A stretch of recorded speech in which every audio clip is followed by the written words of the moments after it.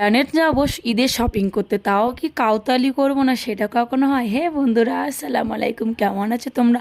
আশা করছি খুব ভালো আছে। তোমাদের ভালোবাসা তো আমি তো ভালো আছি, কিন্তু আমার গলার আওয়াজটা ভীষণ বাজে হয়ে গিয়েছে, সেটা কিন্তু সবাই একটু স্কিপ করো। আর একটা কথা বলে দিয়ে, যেহেতু আমার সাইনাস, আমার ভীষণ গলায় ঠান্ডা লেগে গেছে, তাও কি করবো বলো, কন্টেন্ট ক্রিয়েটার, অরিজিনাল ভয়েস তো দিতেই হবে। তো এখানে দেখো ফাইনালি আমরা চলে এলাম এসপ্ল্যানেড স্টেশনে। সেখানে কিন্তু মোটামুটি ভালোই ভিড় ছিল।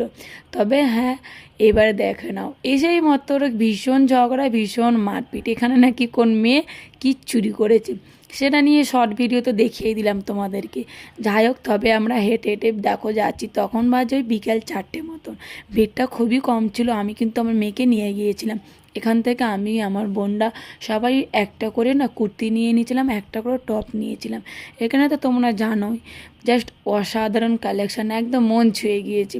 আমার যেন মনে হলো এখনও পর্যন্ত আমি যেহেতু বারুইপুর যাইনি, গড়িয়াহাটও যাইনি, তবে আমি সব জায়গাতেই যাব। নিউ মার্কেট এসে এবারে আমার পুরো মন কেড়ে নিয়েছে, বিশ্বাস করো। জাস্ট অসাধারণ কালেকশান। অনেকেই আমাকে জিজ্ঞাসা করেছিলে, আমি তো তাদেরকে বলতেই পারিনি আর কি কি নিয়েছি। আমার এই ভিডিওটার মধ্যে কিন্তু আমি সব বলে দেবো।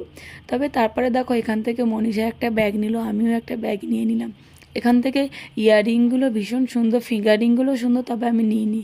তারপরে চলে এলাম দেখো এখানে সিয়ারামে। সিয়ারামে এসেও দেখো জাস্ট অসাধারণ সাজিয়েছে। এটাও আমি একটা আমার শর্ট রিলসে কিন্তু দেখিয়েছি তোমাদেরকে।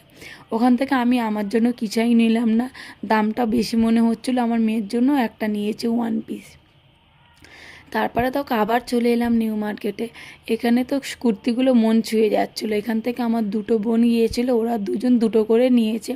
আর আমি এখান থেকে একটা স্যান্ডেল নিয়েছিলাম, যেটা একদম অসাধারণ বলবো। যেহেতু রোজা করছিলাম আমরা, কিন্তু কেউ কিচ্ছুই তখনও পর্যন্ত খাইনি।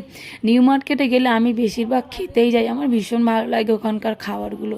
তারপরে এখানে দেখো আমরা চলে এলাম।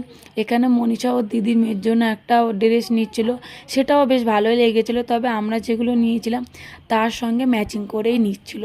তো যাই হোক, এখান থেকে আমরাও দেখো এটা নিয়ে নিয়েছিলাম, তবে কালারটা অন্যটা ছিল। সেটা কী কালার সেটা আমি লাস্টে সবটাই দেখাচ্ছি। তবে এবছর আমার যেটা মনে হচ্ছিল একদম ট্রেন্ডিংয়ে যেটা চলছে, সেটা হচ্ছে থ্রি পিসটা আগের বছরও চলেছিল। সেই ড্রেসটা কি অবশ্যই জানতে হলে ভিডিওটা কিন্তু স্কিপ করো না, তাহলে কিন্তু অনেক কিছু মিস করবে।